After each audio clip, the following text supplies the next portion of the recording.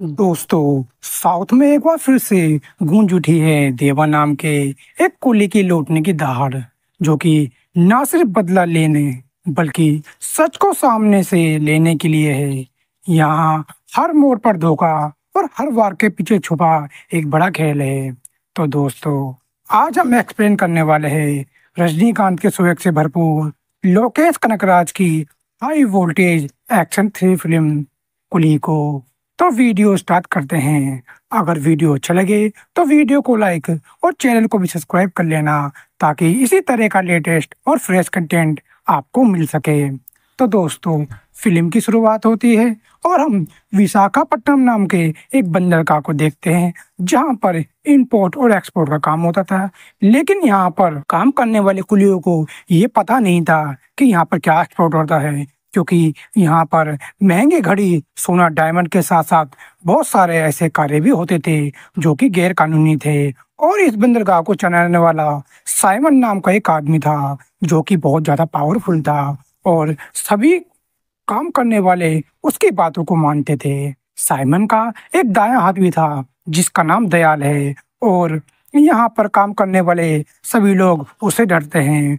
वो बहुत ही खूंखार है और किसी से भी वे नहीं डरता। और इस बंदरगाह पर कोई भी पुलिस का खबरी होता है तो वह उसे जान से मार देता है। जिसके बाद कहानी चेन्नई पहुंचती है और हम देवराज नाम के एक व्यक्ति को देखते हैं, जिसे सब प्यार से देवा के घर पुकारते हैं। और देवा के पास एक मेंशन भी होता है, जिसमें बहुत सारे लोग किराए पर रहते हैं। और इसी के साथ देवा ने बहुत सारे इस मेंशन के रूल बनाए हैं, जिसमें कोई भी व्यक्ति शराब नहीं पिएगा और स्टूडेंट को 3 गुना कम किराया देना पड़ेगा। कुछ दिनों के पश्चात देवा को पता चलता है कि उसका दोस्त शेखर, उसकी मौत हो चुकी है। जिसके बाद वो उसके घर जाता है।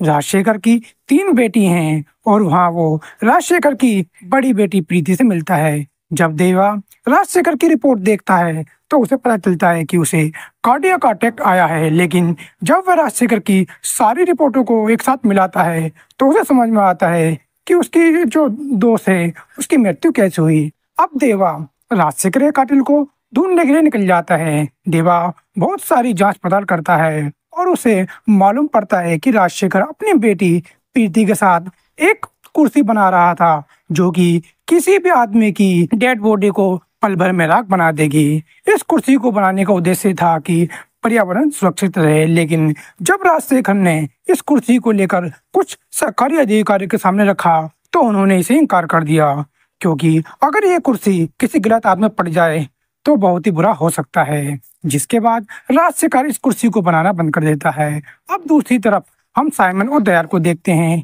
जिनके ऊपर कुछ लोग अटैक कर देते हैं। अब साइमन और दयाल मिलकर उन सबको मार देते हैं। अब साइमन सोच रहा था कि आखिर इन लोगों को कैसे ठिकाना लगाया जाए।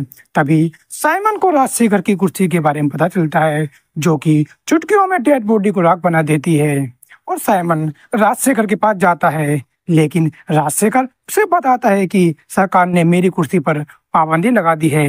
लेकिन राजशेखर की मजबूरी थी कि वह उस कुर्सी को साइमन के लिए बनाए, क्योंकि अगर राजशेखर कुर्सी को नहीं बनाता तो साइमन उसकी पूरी फैमिली को खत्म कर देता। जिसके बाद साइमन राजशेखर को बहुत सारे पैसे भी देता है और राजशेखर उसके यहाँ काम भी करने लग जाता है। फिर अचानक से राजशेखर की मौत हो जाती है। अब कहानी वर्तमान में आती है और हम दयाल को देखते हैं, जो कि उन कुलियों को जान से मार देता है जो कि पुलिस वालों से संबंध रखते हैं। अब दयाल को ऊपर से प्रेशर आता है कि जो डेड बॉडी है वो सही से डिपोज नहीं हो पा रही है और ऐसे ही डेड बॉडी को डिपोज करना होगा जैसे कि राजशेखर करता था। लेकिन अब तो राजशेखर की मृत्यु हो गई है। तभी दयाल को याद आता है कि उस कुर्सी को राजशेखर की बेटी प्रीति भी चलाती थी। जिसके बाद दयाल अपने आदमियों को प्रीति के होटल में भेज देता है। अब वो लोग जैसे ही प्रीति के हॉस्टल में पहुंचते हैं तो उनकी मुलाकात देवा से होती है। जिसके बाद दयाल उन लोगों को बहुत बुरी तरीके से पीटता है, यानी देवा दयाल के लोगों को बहुत बुरी तरह से पीटता है। और प्रीति को दयाल के पास ले जाता है और बोलता है कि उस कुर्सी को मुझे भी चलाना आता है। देवा ऐसा इसलिए बोलता है क्योंकि वह अपने दोस्त राजशेखर के कातिल का पता लगाना चाहता था। अब प्रीति और देवा डेड बॉडियों को डिकम्पोज करने का काम करने लगते हैं। फिर एक दिन साइमन को पता चलता है कि उसके यहाँ पर पुलिस का एक मुखबर है, जिसके बाद वह उसे बहुत बेरहमी से मार देता है। अब बहुत दिनों तक काम करने के बाद देवा चाहता था कि प्रीति यहाँ से चली जाए, क्योंकि राजशेखर की जान भी ऐसी चली गई थी। लेकिन प्रीति यहाँ से नहीं जाना चाहती थी, क्योंकि उसे यहाँ पर बहुत सारे पैसे मिलने लगे थे।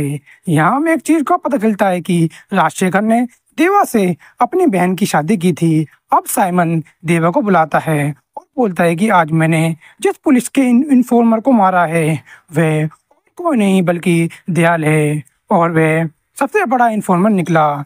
मैं चाहता हूँ कि तुम इस डेड बॉडी को कुर्सी से डिपोज नहीं बल्कि इसे जमीन में दफनाओ, ताकि अगली बार कोई भी ऐसा काम करे तो दयाल को देखकर सतर्क हो जाए। अब प्रीति और देवा दयाल की डेड बॉडी को दफनाने के लिए जाते हैं। तभी दयाल जिंदा खड़ा हो जाता है, जिसके बाद देवा साइमन को कॉल करता है और बोलता है कि दयाल अभी जिंदा है, जिस पर साइमन उससे कहता है कि तू ही दयाल को मार दे। अब दयाल देवा के सामने जान की भीख मांगने लगता है और उसे बताता है कि वह एक पुलिस वाला है और उसके छोटे छोटे बच्चे भी हैं।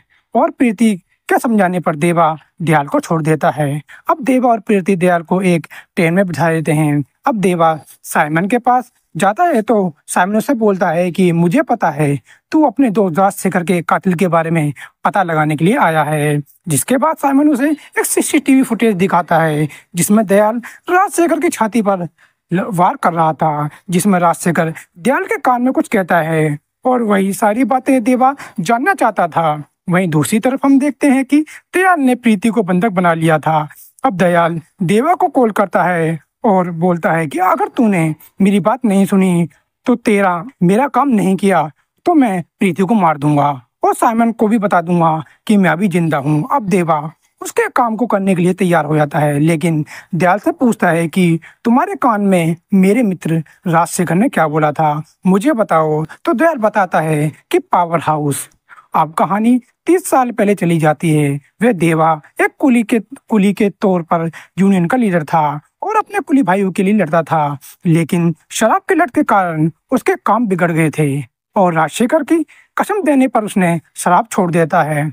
अब कहानी वर्तमान में आती है और हमें मालूम चलता है कि दयाल के पास करोड़ की संपत्ति है और वह उसे और भी बढ़ाना चाहता है, और उसका ये काम देवा करेगा क्योंकि प्रीति दयाल के पास बंदी है। आगे हम देखते हैं कि साइमन का एक बेटा है जिसका नाम अर्जुन है और वह कस्टम ऑफिसर बनना चाहता है। वह अपने पिता की तरह बिल्कुल नहीं बनना चाहता और वह कल्याणी नाम की एक लड़की से भी प्यार करता है। अब इस पोर्ट पर रहते हुए बहुत दिन हो गए थे तो देवा बहुत सारी चीजों के बारे में उसे मालूम पड़ता है, जैसे कि इस बंदरगाह पर कौन सा गैर कानूनी कार्य होता है, जिसमें लग्जरी वॉच की हेरा फेरी और जो कुली थे उनके हार्ट और उनके जो शरीर के अंग हैं उनको इलीगल तरीके से दूसरे देश में एक्सपोर्ट करना, और ये सारा काम साइमन की निगरानी में होता था। वहीं दूसरी तरफ दयाल देवा से बोलता है कि तुम साइमन के बेटे अर्जुन को मार दो, लेकिन देवा नहीं मारता क्योंकि वह अपने पिता साइमन से अलग था और देवा अर्जुन को उसकी प्रेमिका कल्याणी के साथ दूर भेज देता है। अब अगले दिन दयाल को प्रीति एक 30 मंजिली इमारत पर ले जाता है और दयाल देवा को वीडियो कॉल करता है और बोलता है कि तूने जो गलती अर्जुन को जिंदा छोड़ने की उसके चलते अब प्रीति की जान जाएगी। जिसके बाद देवा दयाल से बोलता है कि तू ऐसा नहीं कर सकता दिलीप। वहीं दूसरी तरफ देवा कल्याणी को उसी कुर्सी पर बिठा कर रखता है जिससे डेड बॉडी को डिकम्पोज करते हैं, जिसको दयाल भी देख पा रहा था। और हमें पता चलता है कि कल्याणी दयाल की पत्नी है, जिस वजह से दयाल को प्रीति को छोड़ना पड़ता है और प्रीति देवा के मेंशन में पहुंच जाती है। अब यहीं पर राजशेखर के पास एक दोस्त के द्वारा देवा को पता चलता है कि उसका कुली नंबर 5121 है और कोई कॉल करके तुझे बताए तो समझ जाना कि वो तेरी औलाद है। वहीं दूसरी तरफ कल्याणी जो उस कुर्सी पे बैठी थी उससे अर्जुन कहता है कि आखिर तूने मेरे साथ इतना बड़ा धोखा कैसे किया। जिसके बाद कल्याणी अर्जुन के सामने रोते हुए बताती है कि दयाल ने उसे अपने जाल में फंसा रखा था। जिसके बाद अर्जुन कल्याणी को छोड़ देता है, लेकिन कल्याणी अर्जुन को नहीं छोड़ती बल्कि वे उसे बहुत बुरी तरीके से जान से मार देती है।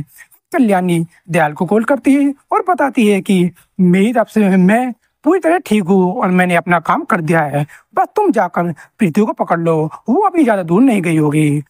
और अब हमें पता चलता है कि कल्याणी पुलिस कांस्टेबल है और दयाल एक अंडर कवर एजेंट है जिन्हें एक मिशन पर भेजा था, लेकिन वो दोनों इस काम से खुश नहीं थे, इसलिए इन दोनों ने इस बंदरगाह पर रहने का प्लान बनाया और बहुत सारी संपत्ति हासिल भी की। वहीं दूसरी तरफ हम देखते हैं कि साइमन को ऐसा लगा कि अर्जुन को देवा ने मारा है, जिसके बाद साइमन अपने लोगों को देवा की मेंशन में भेज देता है। वहीं देवा भी वहां पर मौजूद होता है, जिसके बाद देवा और साइमन के लोगों की लड़ाई होती है, जिसमें देवा साइमन के लोगों को बहुत बुरी तरह से मारने लगता है। और जब देवा कमजोर पड़ने लगता है तभी एंट्री होती है काली सी, जो कि देवा के साथ मिलकर साइमन के लोगों को बहुत बुरी तरह से मारता है। वहीं दूसरी तरफ प्रीति अपनी जान बचाने की कोशिश कर रही थी, क्योंकि उसके पीछे दयाल पड़ा था, क्योंकि दयाल चाहता था कि कैसे भी करके प्रीति उसके पास आ जाए तो सारा सिस्टम उसके पास होगा।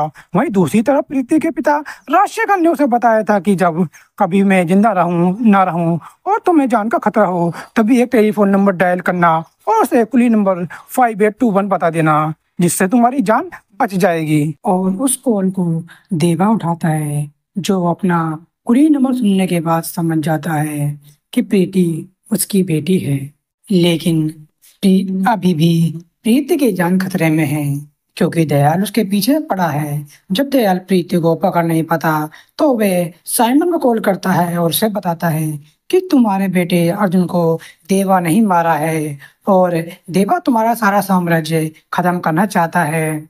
और राजशेखर की बेटी प्रीति चेन्नई एम्प्लोर पर पहुंचने वाली है, तुम्हें उसे किसी भी हालत में पकड़ना होगा ताकि तुम देवा को झुका सको। और साइमन ऐसा ही करता है।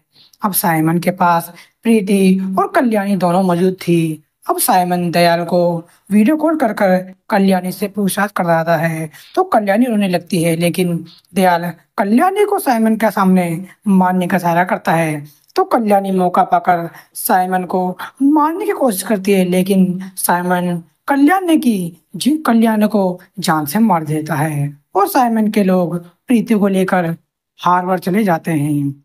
जिसके बारे में देवा को पता चलता है तो वे अपने लोगों को लेकर तुरंत साइमन के पास पहुंच जाता है। वहीं साइमन गन पॉइंट पर प्रीति बैठी होती है। अब साइमन देवा से बोलता है कि तूने मेरे बेटे को जान से मारकर बहुत बड़ी गलती कर दी है, तू क्या जाने औलाद की मौत का दर्द क्या होता है। और ऐसा कहते हुए वह प्रीति को ऑपरेशन रूम में भेज देता है और अपने लोगों से बोलता है कि इस लड़की का दिल निकाल लेना। जिसका बाद देवा साइमन को कहानी बताने लगता है, जिसमें वह बताता है कि प्रीति राजशेखर की नहीं बल्कि उसकी बेटी है और उसके पिता जेवियर को मारने वाला और कोई नहीं बल्कि देवा ही है, क्योंकि साइमन के पिता एक गैर कानूनी कार्य करते थे, जिसकी वजह से 30 कुल्लू की जान गई थी। इन सब बातों को सुनने के बाद साइमन देवा पर हमला कर देता है और देवा